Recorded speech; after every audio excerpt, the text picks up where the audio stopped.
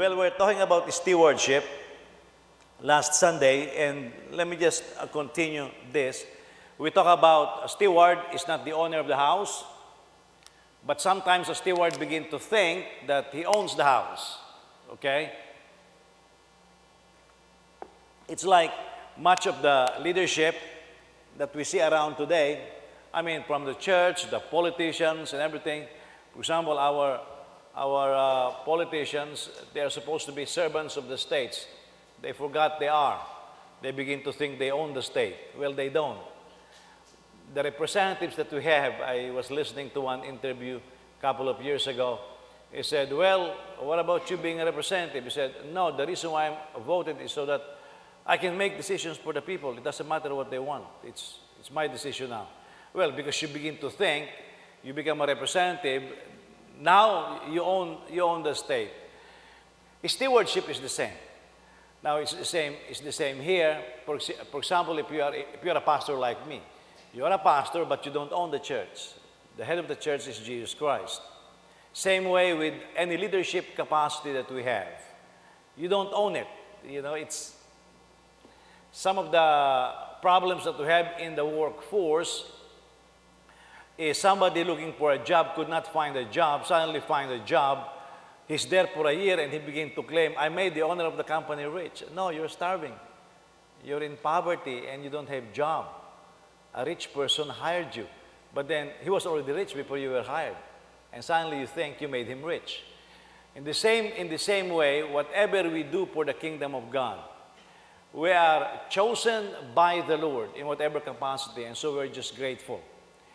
And we look at one of the words that were used for a servant, and that is not a slave, a doulos, but an under-rower. The one who, in the ancient time, the ancient boats, they have no motors. And so at the lower deck, there are people who row the boat. That's why you'll see multiple rows. They are called under-rowers. That is the word that was used for a servant in one of the uses. And that is applied to all leaders in the church, to all of us as Christians serving the Lord. And so, this is one of the aspects of ministry that we have. Now remember, we say that we are campaigning to win souls, to convert them to the faith. Now some people are trying to modify it. We are just messengers. We did not make the message. It doesn't matter to me what legislators, what the global opinion is. The word of the Lord stays the same. It is forever. We are just stewards of the message, and we will deal with that more tonight. But we have to guard ourselves then of certain things. First of all, it is required that a steward be found faithful. Say faithful. A faithful person is somebody who will stick to the job no matter what happens. And our faithfulness is not based on how we are rewarded or what we make of the job or the ministry. You have to be faithful because you have been chosen. Now, if you are gifted, a big problem that we have developed in all aspects of leadership, not just the church, is if you are gifted, you begin to think that you are the center of activities. There's a worship leader that suffered cancer in his throat, and so very nice voice, Bob Swords. But because of his operation, he could no longer talk properly. In fact, the lapel mic, the mic has to be here. And he doesn't talk normally. He talks like this. Good morning, all. And you really have to be quiet when he's talking. It doesn't matter how great the sound system is. You really have to be quiet because you will never understand him because of the operation. A tremendous singer, worship leader, suddenly lost his voice. But now he's pastoring and he can preach. But he preached like this. You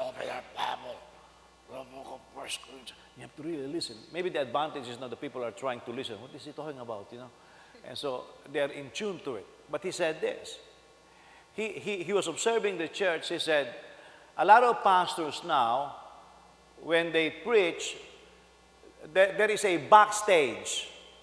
I have been ushered in some of those backstage whenever I travel to preach, and I refuse the backstage. Meaning, the worship will be going on, the singing will be going on, everything will be going on, and the preacher with the pastor is quarantined in this holy place. And then when everything else is done, like the grand finale, he comes out to preach the word.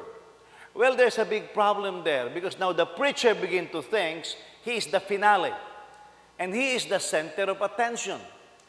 And so instead of being the messenger, he thought he's the message. And he talks about worship leaders. You know, when you lead worship, like when I'm preaching right now, you have no choice but to listen to me, you know. Even if you don't like it, you're here, so you just have to listen. And so when you're listening to somebody like me, your eyes are normally looking at me, you know.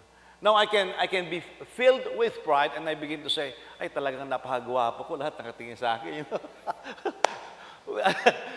You can think that way. Because Bob Swords says, some worship leaders begin to think that their voice is so great that people were just looking at him and expecting that he will render a great number. And so, instead of serving God through his voice, he began to think that the people are now listening to him. That's why, you know, if you read great books of great authors, we can invite any of them. It doesn't matter if our church is small. You want them, we can have them here. We can really invite them here for a price. Almost all of them. How I know? I know this. But when you invite them, they will demand at least a certain number of thousands of dollars for their fee. And then you have to put them in a first-class hotel. And some of them have ridiculous requirements, like when I walk in my hotel, I want a fruit basket with this kind of fruits. You can invite almost any of them. Yeah. That is just how it went now. From being a servant to the gospel, you now begin to think the gospel serves you. That's why pride has to be, we have to guard ourselves from pride. We are servants, we serve God, and it is our pleasure and honor to be used by Him. And so last Sunday night, we talked about three sources of motivations or evaluations that we have to avoid.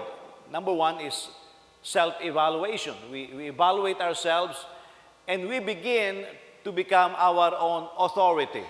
You know, are you doing okay? Yes, I'm okay. I guess I'm okay. And you're happy with it. Well, not necessarily. You know, you may think you're okay, but maybe you're not so okay because you can't be your own authority. Somebody has got to evaluate you. You cannot even say, well, I'm very healthy, I feel very healthy. And some people feel that way. I'm very healthy, I feel very healthy, nothing wrong with me. And you go to the doctor, and the doctor says, well, you look very healthy, but it doesn't look like it. You know, I mean, some of you, you went to the hospital and you're feeling great. You went there and the doctor says, hey, you're not going out anywhere. Why? Whoa, there's a problem with your heart. But you feel great. You're evaluating yourself.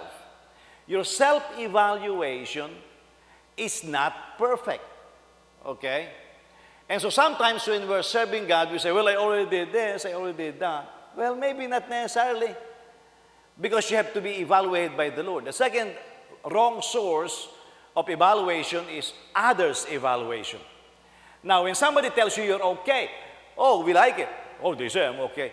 Listen to me. You cannot put your happiness in the head of other people. So what we have is we gather around us. Look at this, political parties, you know, the Republicans, the Democrats, they have their own following. And so the Republicans go to the Republicans, and the Republicans says, yeah, and they clap their hands, and they say, okay. And the Republicans are happy. Why? Because the fellow Republicans says they're okay. Well, not necessarily. The Democrats says the same thing. So the Democrats goes to their base, and the Democrats says, okay. I mean, it doesn't matter if they approve infanticide or killing babies and all of those things. Whoa, it's okay. And so because their base says it's okay, they think they are okay. Not necessarily. Because now you are becoming people pleaser. And whatever pleases them is what makes you happy. But the last thing that we should not be guilty of, as we talked about, is premature evaluation. Sometimes we judge things without all the information. That I told you this illustration. There was this preacher that you know how sometimes you look at people and you prejudge them, not knowing anything about them. So there's this preacher that in the church there is this member. He goes like this. Whenever he says something, he will go like that. You know? He will go like that. It's like some of you have your own mannerisms and tendencies, right? So whenever he preached, so the preacher was very upset. He said, "This guy, with everything that I say, he is on the negative because he's going like this." Yeah. So at the end of the service, he went at the back to greet people, and it turned out the guy has multiple sclerosis. He said, and that is one of his tendencies. When I was in high school, I have this tendency to wink. I always do like this. Now, the moment I wink on my one eye, I have to do it on the other eye. You know? I don't know why I was like that. I was in high school. I will do like this. I don't know why I developed that, but any billionaire will do like this. You know, but me, I will, yeah, just. If I do it with one, I have to do it on the other. Well, I developed a problem because one day I was doing that, and the moment I was doing that, I was looking at a girl. In the Philippines, you don't wink at a girl. Because you wink at a girl, that means you like the girl. And so and the girl was looking at me like that. You know. So after that, I have to tape my eyes. Make sure that, because you're prejudged. Have you been with for example, you're not married, have you been talking to a person of opposite sex, and your friends immediately says, "Oh, your boyfriend, oh, your girlfriend"? That's premature evaluation, okay? Maybe the reason why you are talking to them privately is because you're planning on cheating on the next exam. Hey, you'll put it under your skirt, okay, the formula, and the answer. So, you don't even know that. So, sometimes, I've seen a preacher at one time prophesied over somebody because he doesn't like him while he was preaching. I've seen it. Yeah. He began to prophesy, "You're going to do this, you're going to do that." I was saying, "Oh my goodness," I said, "This guy just keep prophesying," because he's upset, you see. And so, we cannot, you know, I have, sometimes I get irritated, but sometimes I have fun. Because some of you, the moment I start preaching, you close your eyes and you're falling asleep, you know. Now it can anger me, but I've learned to bless God for it, because I just think to myself, you just got healed, because in your house you could not sleep. So the moment you hear me speaking, the Lord healed you instantly, and so now you're sleeping. You see, praise God, you will be more healthy now. Okay, but there are several things that you don't know. Now people will prejudge you. We have a member here before, he's always attending our Bible school, our services. And one member of the church looked at him and said, "Are you trying to be a preacher? Are you trying to be like Pastor Jose?" And he came to me afterwards and said, "Pastor Jose, I'm not trying to be like you. I just want to learn." But he was prejudged. By the way, he left the church already because he thought he's becoming offensive to some people here, because he became a focus of criticism for some people. You see? And so we have to avoid that. Now, let's go back to what we are doing, to our ministry. What will be our motivation? Okay. When you say, "I want to serve God," what motivates you? What drives you? Because there's a lot of things that can stop you from serving God. Tons of them. 1 Corinthians chapter 9, I'll start reading on verse 16. 1 Corinthians 9, start reading on verse 16. "For if I preach the gospel, I have nothing to boast of." If you feel hot, by the way, me, I feel differently. I feel my sweat rolling down. Okay, so we're all in the same boat right now. "For if I preach this gospel, I have nothing to boast of, for I am under compulsion." Say, "I'm under compulsion." Like he feels compelled. For woe is me if I do not preach the gospel. For if I do this, look at the keyword, voluntarily. For if I do this voluntarily, I have a reward. But if against my will, look, I have stewardship entrusted to me. You see the contrast? That's why be careful when you begin to say, I really don't want to do this, but the Spirit of the Lord forced me. Well, you have no reward. Because you are supposed to do everything for God willingly or voluntarily. That's why we can't apply mob psychology here. When sometimes preachers will manipulate you or somebody will try to manipulate you to serve God. You have to do it with all of your heart, voluntarily. Because if not voluntarily, there is no reward. What then is my reward? That when I preach the gospel, I may offer the gospel without charge, so as not to make full use of my right in the gospel. What a reward, so that my reward is I preach it free of charge. And I don't take advantage of you, that's what he's saying. Now, the benefit of preaching. Now, for Paul, it's preaching because that is his stewardship. For us, it's different. We have different ministers here. Some of you are in the choir. Some of you are teaching downstairs, the Sunday school. Some of you are in building custodianship. Some of you just are volunteering in cleanup every week, depending on your schedule. Some are in security, some are in ushering. Some prepares the communion. Some handles the kitchen, and all kinds of responsibilities. So, for Paul, he was writing, that's why he wrote a preach. But for you, you can think of what are your responsibilities. Some people will say, well, I don't have anything right now going on in the church. Well, you still have a responsibility. If you are a father, that is your responsibility. You are the head of your house. If you are a mother, then you are ministering to your children. Parents are called to raise their children in the fear and knowledge of God. Parenting, biblical parenting, is not putting food on the mouth of your children. Not even,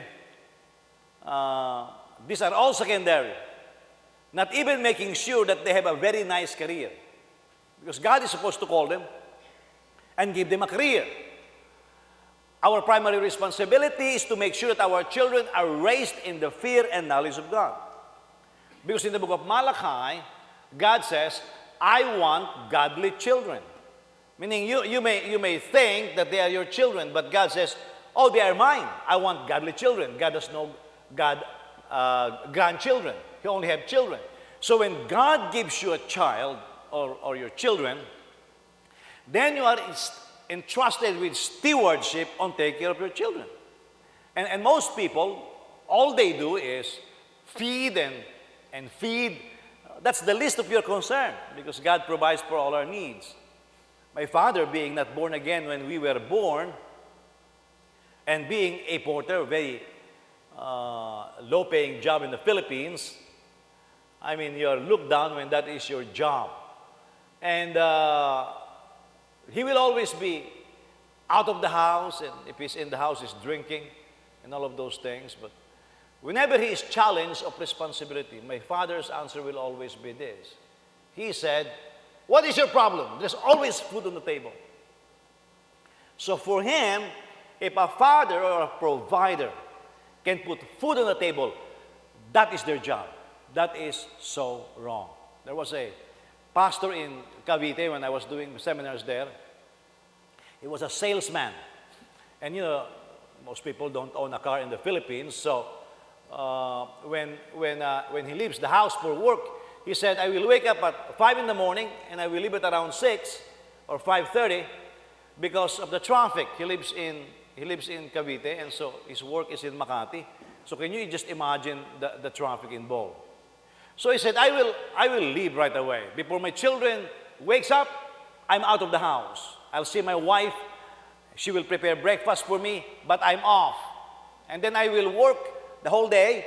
And you're a salesman. Sometimes you work up to 5, but a salesman is different. The client needs you, you go there. So he said, I'll go home at around 9, 10 p.m. He said, by that time, if my children are not sleepy, they are already sleeping. So he said, I barely see my children. He said, I barely see my wife. But he said, because I'm a Filipino father, he said, my idea is I put food on the table. And if there's food on the table and they're going to a good school, I have done my job. Well, the Lord called him to the ministry. He became a pastor. He pastors a church of around 1,000 people now. God called him to be a pastor, and on his 6th or 7th year, we got to meet each other. We came from the same church, but we never saw each other in so many years. And he was insisting after I ministered one day, he says, we need to have lunch. Because I was teaching on the Christian family during the time. He said, we need to have lunch. Normally after I preach, I leave for the next town. I said, okay, we'll have lunch. So we have lunch, and he told me this. He said, I have a confession to make. I don't know how to say it. I said, wait, what happened? He said, when I was a salesman, I have no problem. I just put money on the hands of my wife. My kids are going to a nice school. We have a car. We have a nice house. He said, I was okay. My children are almost asleep when I go home. They're still on the bed when I leave. He said, I barely see my wife. But he said, now I'm a pastor. I said, what's the problem? You should be happy. He said, no. I wake up in the morning. I don't have to rush outside. And he said, my children can actually see me every day. And I have breakfast with my wife. I will have sometimes lunch with my wife. We definitely have dinner every day, he said. My children, we have regularly have dinner. He said, I don't know what to do. He said, I don't know what to say. He said, I'm looking at this woman in front of me, and I have not really talked to her. He said, now you're teaching about family. And he said, I have failed in so many areas of my responsibility. You see, because he thought that his primary responsibility as a father is just to put to good school and to make sure that they are eating. Wrong. Sometimes we think our kids having all the nice clothes is your primary responsibility. Wrong. Because the Bible says God will provide all your needs. You will be used. I push for good school because I believe our children should be competitive in their advanced educations, higher educations, and you have to provide for them. However, knowing the statistics of mortality in Christian in universities like MIT, 98% of the Christians lose their faith. Harvard and the other Ivy League schools, 94 to 96%. Mortality is very high, you see. So now I'm very concerned. I told DJ when she was applying for college, because when she was little, I told her, because ever since she was small, she wants to be a doctor. I said, Johns Hopkins, because it's supposed to be the best. But boy, I read the statistics. I said, what church is she going to go to there, What kind of friends is she going to, if she has a problem, who is she going to run to? So I told DJ, hey, listen, you can apply either University of Chicago, Northwestern University, or any university. But I said, as much as possible, don't leave the state. Simply because I know the statistics. And I'm very concerned. Because what will it profit me if all my kids become successful financially, but go to hell? That's the ultimate. If we believe in life hereafter, what will it profit a man if he gains the whole world and loses his soul? And so now that becomes a balancing act, because we still need to have quality education and all of those things. But sometimes, parents, we forget our stewardship. Now, the stewardship of couples.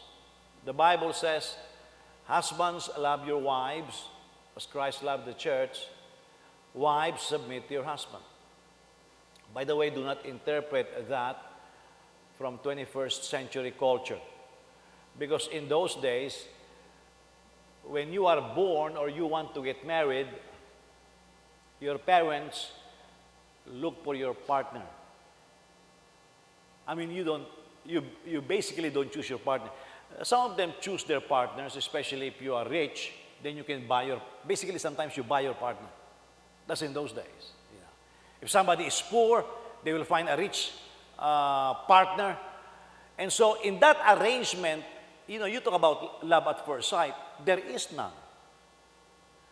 People ask me today, what will be the primary reason why you get married? People say love. Well, that's what everybody says. How come over 50% of Americans get divorced? Love is not the primary reason for marriage in the Bible. Yeah. It never was. How can you fall in love with somebody that you have never met? Dad, I'm ready to get married. Okay, I arranged your marriage when you were born. Huh? Who's going to be my wife? Oh, he went to Iraq and to Babylon. And he's got a business there. We're going to travel there. And we're going to bring your wife here. Now that's a big problem. Your choice was practically taken from you. Now, what if you're a slave? Your master will tell you you married that person. You don't say, oh, I don't like him, he's dark. You have no choice. I don't like him, he's fat. Well, you have no choice also. I don't like him, he's got no teeth. That's not your problem. You are supposed to marry whom you are given. In that context, Paul said, submit. Paul said, love. You see? Why do you say love? Because a lot of these couples had no love. You just met the guy. How can you love the person? Love develops in time. That's why we are supposedly more blessed today. Why? Because you look at a man, you look at a woman, and you say, well, I like that woman, and you can pursue the woman. But not in those days. Sometimes, I would like to bring the Old Testament back, I told Joseph, you should get married 1 week after graduation. And if you don't, I'll just find you a wife, Every time I go to the Philippines, I say, I was telling John, I'm going to just find you a wife in the Philippines, And John will keep telling me, no, thanks. I said, you don't think I will do it? Oh, I believe you will do it, but no, please don't do it. But the other problem there is this. Sometimes, because we have our freedom and our liberty, we just become our own judge. And we don't listen to the wisdom of others. Why are you dating that guy? He's got no job. He drinks all the time and he's in drugs. Oh, I love him. Forget love. The guy is going to jail. The guy is going to kill you one of these days. Okay, the guy is going to make you work, and he will not do anything. You see, that's why love in the scriptures is more developed than anything else. You've got to be wise because there's a stewardship involved. When I married my wife, we agreed that we will get married. Here you have a tradition that in my days we don't have. Thank God we don't have that, Now the Filipinos are copying it. You have what you call as a proposal, right? And I don't know why men do this here. It's weird, really. They kneel. What in the world is kneeling in front of a woman? What was that? But that's your tradition. Do you like it? Enjoy it. I don't like it. I mean, what? Are you going to pray? Oh, please, answer my prayer. Marry me. But that's the tradition here. So the men, after they kneel, they beat up on the wife. Or they divorce the wife. Well, a lot of these are just traditions. But there is a stewardship involved here. The church. The moment you become a church, you decided you will become an assembly, there is a stewardship involved. Remember, some of you who were with me in the beginning, we were renting 3 storefronts ever since we left that building, they have always had no luck on having a renter there in Bernard and Peterson, 3 storefronts. We were paying less than $3,000 per month. Almost all of our offerings are going in there. And my wife was very concerned because she said, sweetheart, how are we going to survive? I said to my wife, give me 2 years. I said, just give me 2 years. I said, what's going to happen after? I said, just give me 2 years. After 2 years, it's going to be okay. Well, she doesn't know my plan, but I don't want, sometimes, you don't want to explain things, so I don't want to explain to her. I said, just give me 2 years. So 2 years, I was working extra. She was working a lot. In fact, she was the one feeding me during that time. The reason why we have food on the table is because my wife was doing Jeunesse. She was doing cosmetics job. Some of my friends Pastor Kinsey was here a few weeks ago. He told me that he used to be very angry with me and his wife because my wife is bringing Joseph to Hawaii and she was selling cosmetics. And this is what I call by premature judgment. And she thought I was a very irresponsible husband. And I told him, years later, over 20 years later, I told him, I don't care what you think. I said, we need to survive. I said there was an agreement between me and my wife.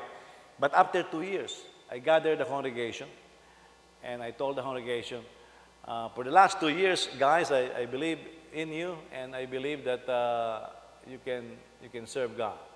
And of course, people are happy. And I told them, do you guys believe that I can pastor this church? And I'm a minister for this church? And they say, amen. It's very easy to say amen. I said, okay, let's do it right. I said, pay me right. The moment you say, pay me right, people were just quiet. Why? Because that is stewardship now. That is stewardship. I mean, would you, for example, work, say DJ becomes a doctor, and she apply in a hospital, and say, I want to be, we like you. You're going to be a doctor here. By the way, I'll pay you $5 an hour. And you will work overtime without extra pay. Will she take the job? She will say, no. Why will I take the job? I spend tons of hours studying. You want my service? You pay it right. That's what I did. And some of my board members as well, how much are you making cleaning houses? I said, don't do that to me, I said. Because the rate of cleaning houses is different from what I'm doing and studying. I said, don't do that. And I told them to standardize salary. And they tried their best. Why is that? It's stewardship. That's why when a person can easily walk away from responsibility, that's unfaithfulness. Okay, that's unfaithfulness. Like in divorce cases, if the children are still young, in social science studies here, they found out that most of these kids blame themselves for a divorce.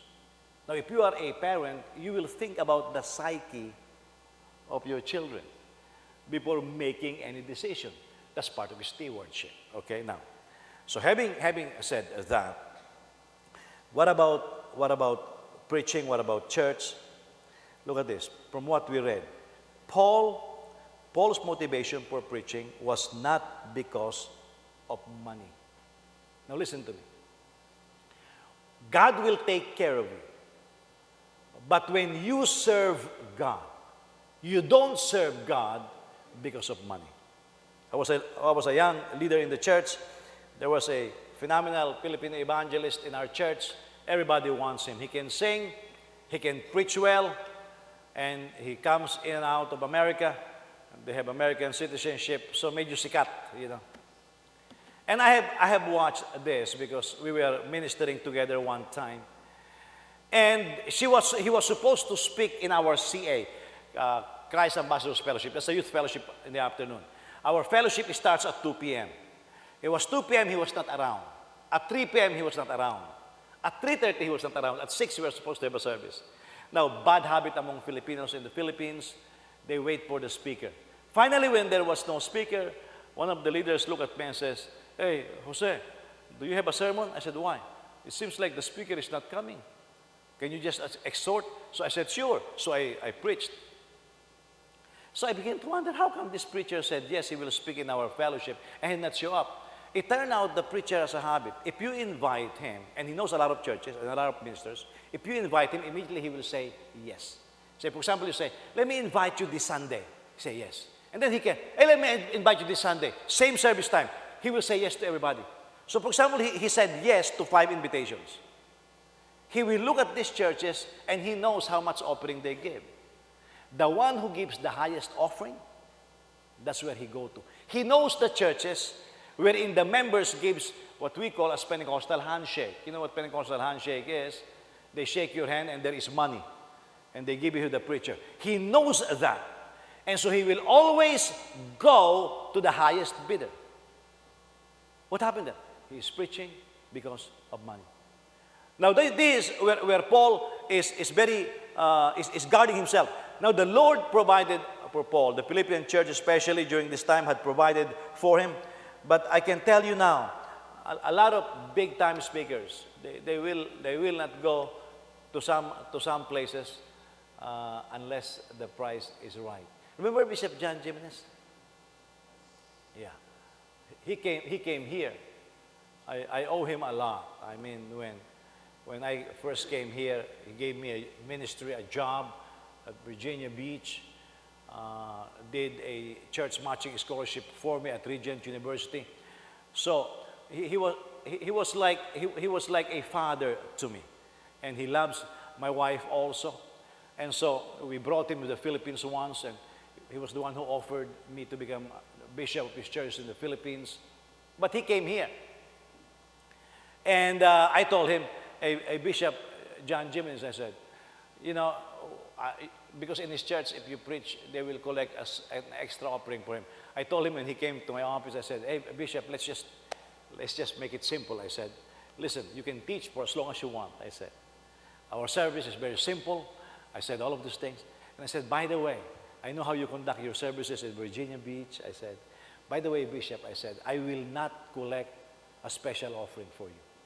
You know, when I said that, I was very nervous because he's a world leader, very popular. He organized the Washington for Jesus 3 times. But I have to tell him our MO here. So I said, Bishop, I will not collect a special offering for you. I said, I believe God wants you here, and your business is to minister the word. And he looked at me and says, Jose, don't worry about it. I came here to bless you. I came to preach. I want to see what you're doing. I was very happy, you know. But I was thinking, what in the world is he going to be thinking now, you know? But you know how he ministered years ago here? Boy, he preached, he sang, and he did all of that. And we gave him our love gift. The following morning, I picked him up from the hotel to bring him to the airport. And he looked at me. I brought Pastor Gino with me. And he said, Jose, he said, you equal the biggest offering. Your church have equaled the biggest offering that I have ever received in any church. I was shocked because what I thought we gave was not that much. And I said, really? I said, yeah. He said, your church is very generous. And you never even collected a special offering for me. And he said, you want to know who is the first one to give that much offering for me? I said, which one? He said, PTL Club. Remember Jim Baker? He said, PTL is $1 million organization. It's over $100 million a year organization.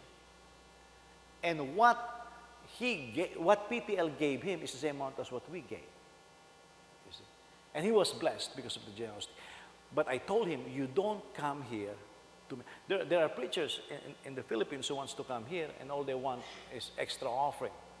We don't do that. Because very clear here, you don't serve God because of money. Now, God will take care of you.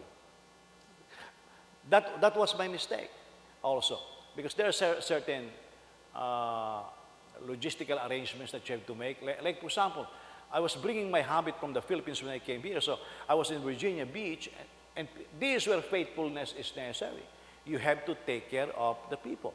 And I was told by the pastor of the other church, oh, my secretary will take care of the arrangements, and you're hired and all of those things. I came here with no job. You know, and my mistake is I did not discuss my compensation. But because I'm not supposed to discuss that. Because to preserve my heart, it has to be that I don't serve God because of money. And by the way, this is when you are praying, what will be your job? It should be your ministry. John Austin, the founder of Lakewood Church, being pastored now by Joel Austin, his son. But Joel preaches differently from John Austin. John Austin has few kids. One of his children finished MBA. He is the business administrator of Lakewood Church. But one of his children is a medical doctor, okay? A U.S. educated medical doctor. And so he was going to the medical school, and his dad asked him, why are you going, I think the name is Johnston. Johnston, why are you going to medical school? And he said, because God called me to be a missionary doctor in Africa for a period of time. And John Austin says, well, I'm glad to hear that, son. So you want to be a doctor so that you can go on missions? Yes, Dad. I'm not going to be a preacher like you, but God is calling me to be a medical missionary in Africa. And that's what he did. And do you know that he found out a cure on one disease that is in the books? He was telling the story that, some kids in Africa will have a fever and they have medical tents and all of those things. And he said he was looking, there was an epidemic, and he was looking at this boy, and he said, oh, come on, practice. They will pray. They are all Christians. They'll pray for their patients. And he said, oh, give this, put him on an IV overnight, and then give the following medicine the following morning.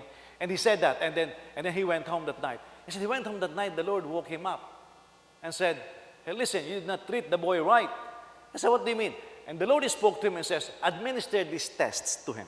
He administered the tests, and he found out a certain disease that they have not seen yet. And the symptoms is different is the same from the other sickness, but it's different.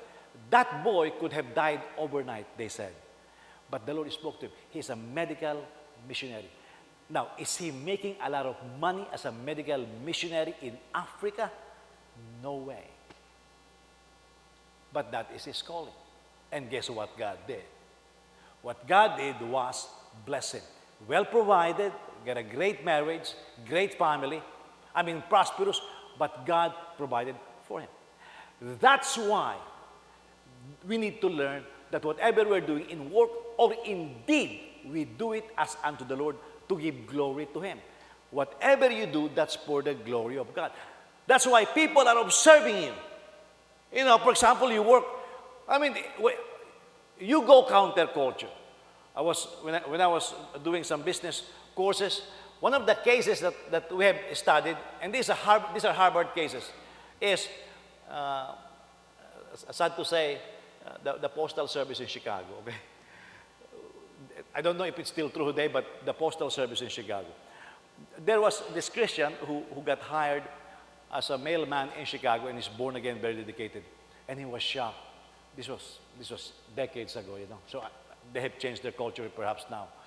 And he said the problem was the first thing that these mailmen do when they come to the office is they drink coffee for 1 hour. Yeah. And at 2 p.m., they're supposed to deliver, I think, up to 5. At 2 p.m., they stop working. Now this guy is a Christian. So he said, well, I serve God, so I'm gonna serve him right. And so he said, what I'm gonna do is I will report on time and I will not leave early. And in the case study that we made, I'm gonna be checking out now. Can you please clock me out? So I will check out at 2, but he will clock me out at 5. That's I have the case note. And so, you know what happened to the Christian who was doing that? He was fired. Because he was going against culture. The one who was doing right was fired because he was going against culture. But the reason why he did this is because he thought he was serving God. Another pizza store, we did 3 cases in Chicago. One was the Belmont Brewery, the one who makes beer. Belmont, we studied how it went bankrupt. But the other one is pizza store in downtown. During the week, it was making good money. But during weekends, Saturday and Sunday, when they were supposed to make more money, it was making less money. You know why? Because the people there, and the owner is a Christian, and because the people there on weekend, because the owner is not around, they play around, they don't serve the customers right. And he found out, and some of these people are called Christians.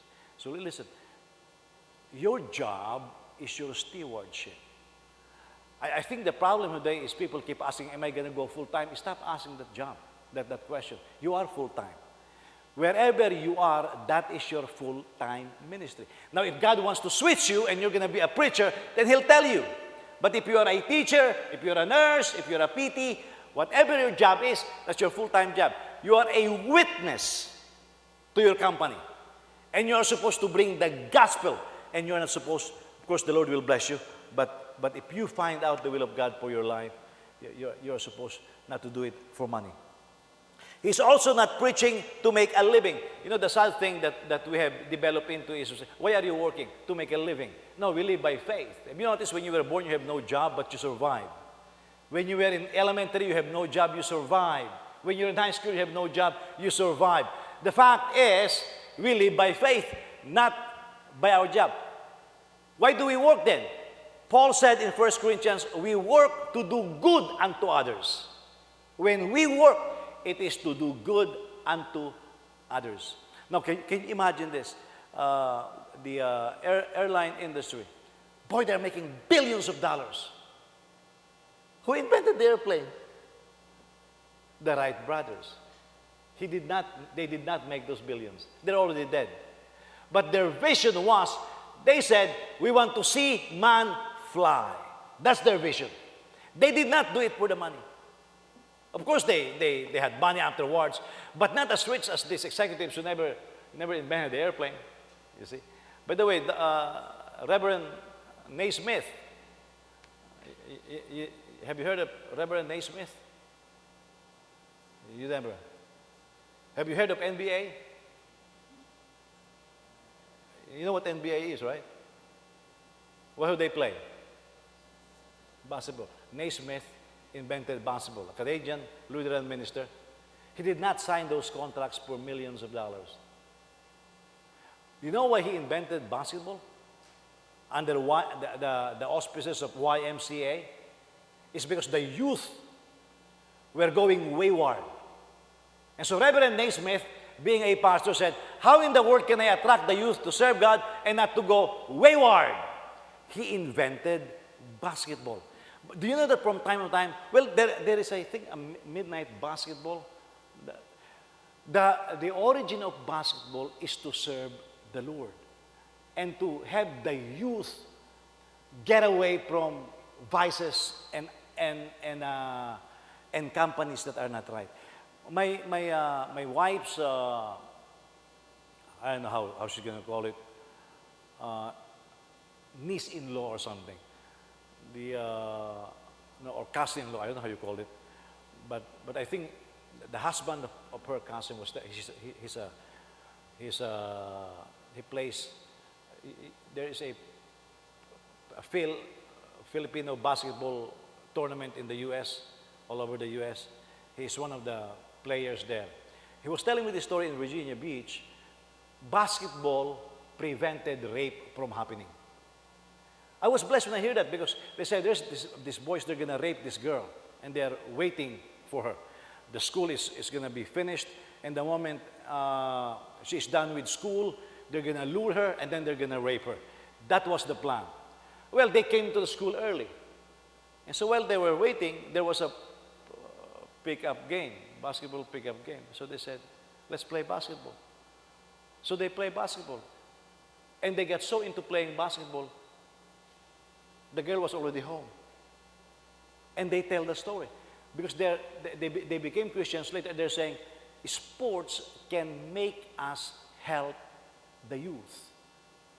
But basketball was invented to prevent the youth from going wayward. And the one who invented it is a pastor, Reverend Naismith, a Lutheran pastor from Canada. That's why they were making a big deal when the Toronto Raptors won the championship, because that's the first time. And it was a Canadian who invented basketball. You see, whatever you do it as unto the Lord. He is not also preaching because he is good at it. Sometimes we just choose what we are good at, and that's what we do. Or sometimes God will tell you to do something that you may not necessarily be good at. If I have a choice, actually, what I would like is to, I like dirty job, Originally, I want to be a soldier, but aside from that, I'll be a carpenter or a mechanic. That's the kind. I don't like to be in the office. But it is something that the Lord has called me to do, and to organize things, and I begin to fall in love with it. And He's not also preaching to become famous.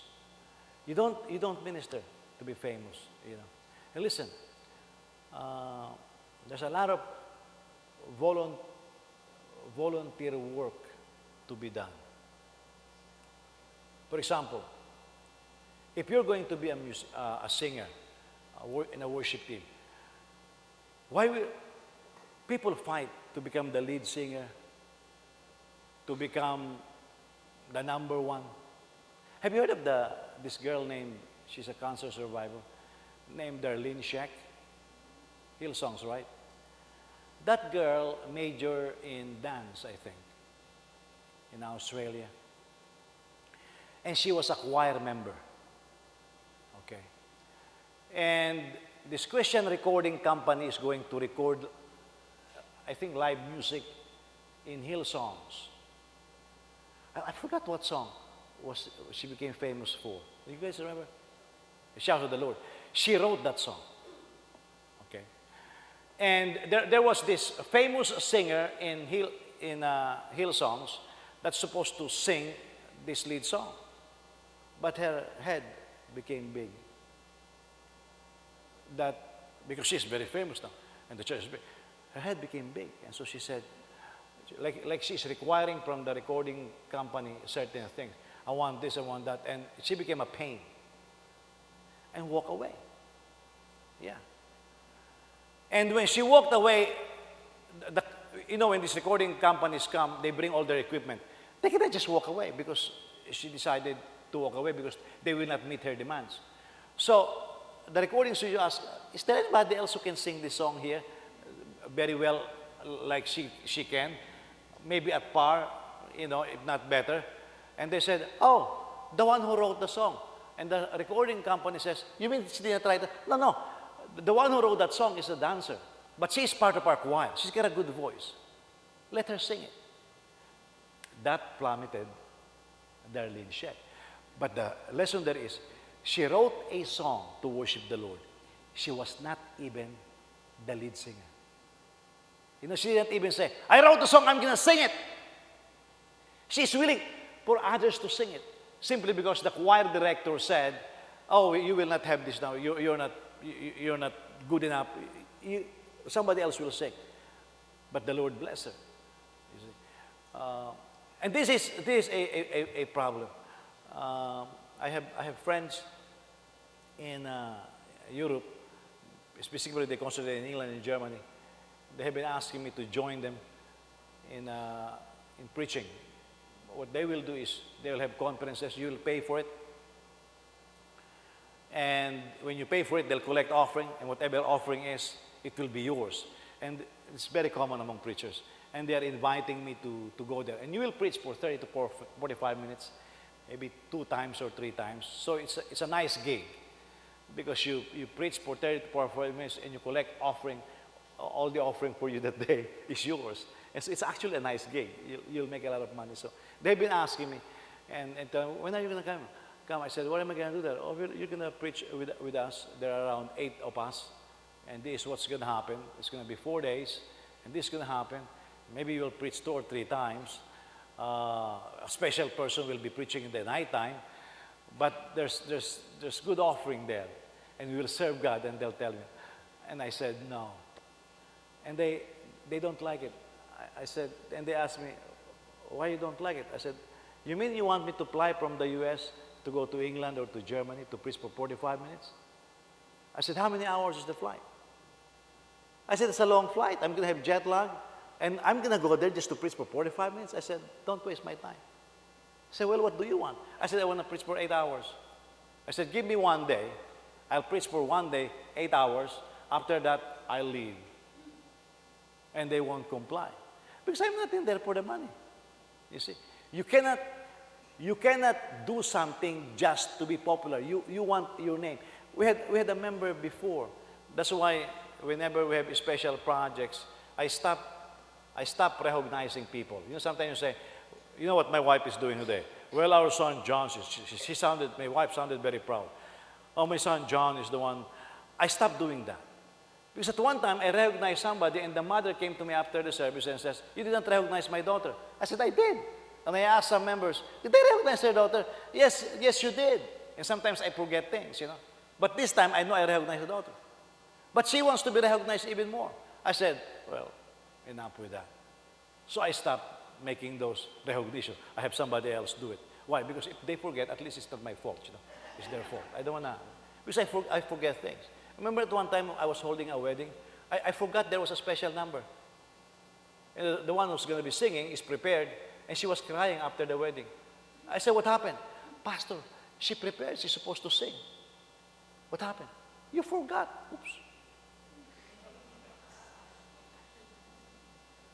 But guess what? Did it make me feel bad? No, it's not her wedding.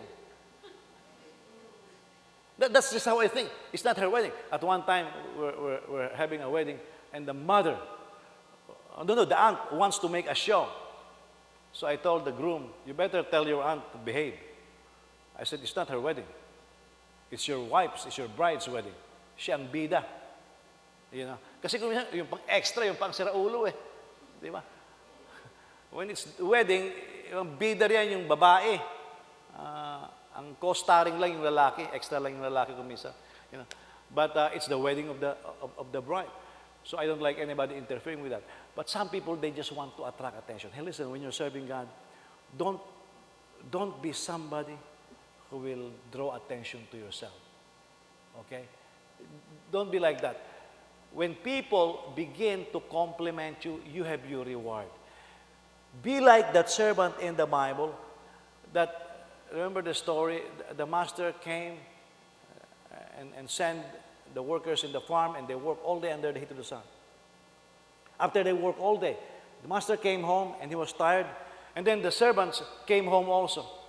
And Jesus said, what will the master do? Will he serve the servants and say, you work in the field all day, let me feed you right now?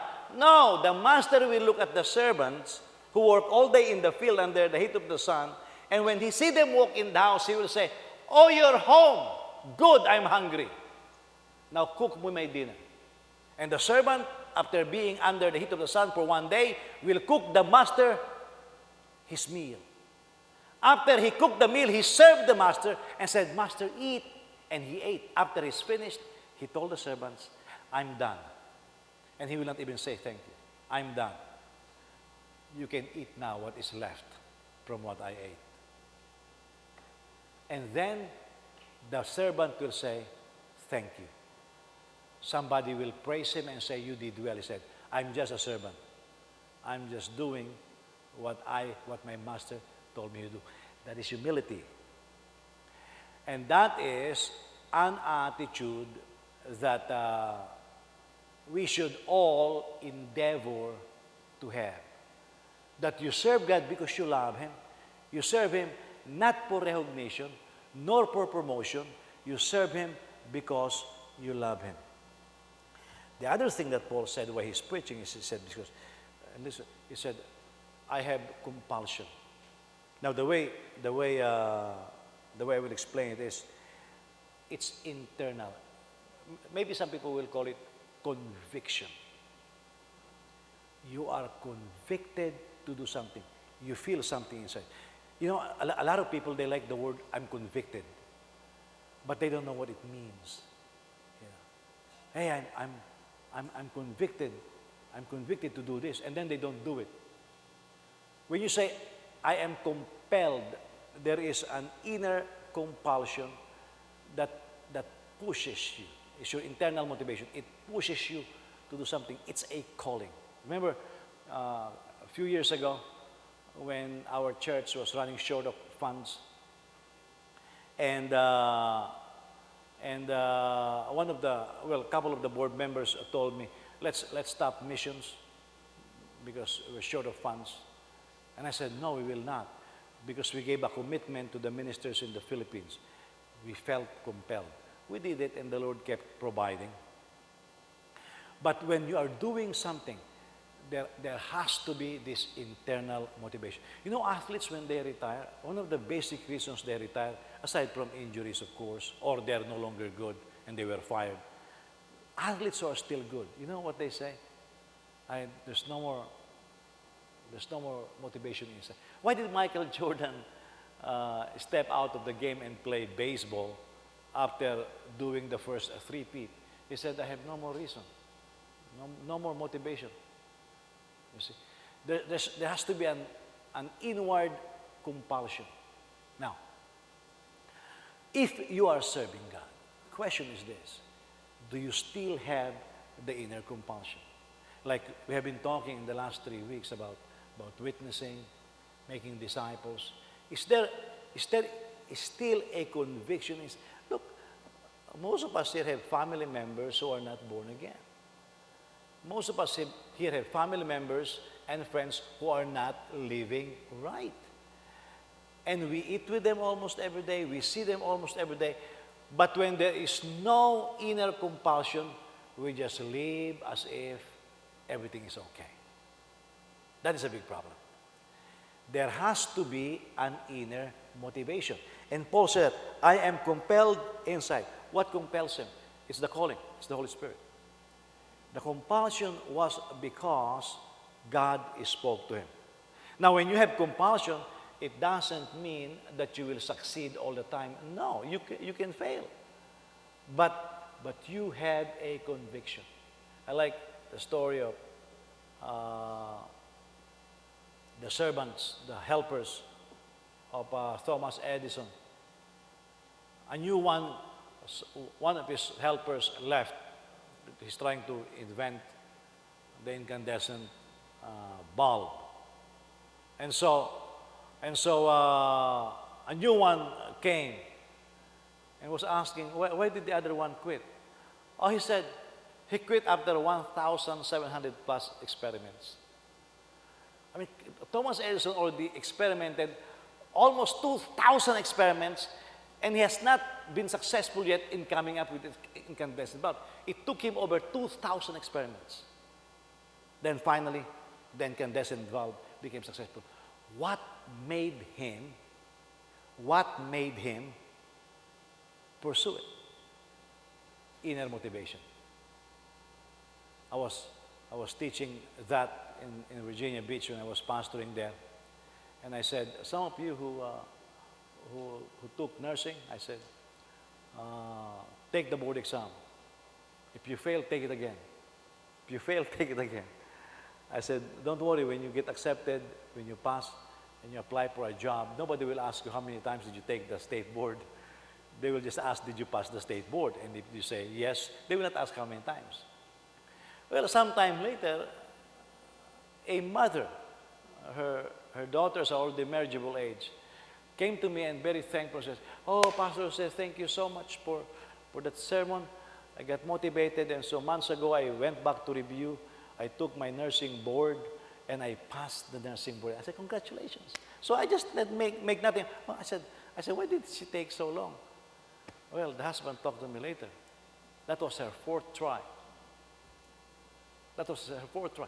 Thomas Edison tried to experiment over 2,000 times. You know, that was only her fourth try. Doesn't matter how many try. But she felt, I studied nursing, I need to have the pay of a nurse, and I need to complete this, and she passed the board exam. You see. When you are called and you have internal compulsion, it doesn't mean you will succeed all the time. What it means is you are so convicted that it doesn't matter what obstacles are on your way. You will keep going at it and going at it until you succeed. Amen? But there has to be this inner motivation. Well, you look so hot now. And I'm sweating inside, so let's continue tonight. Let's all stand. Praise God. Did you learn something this morning?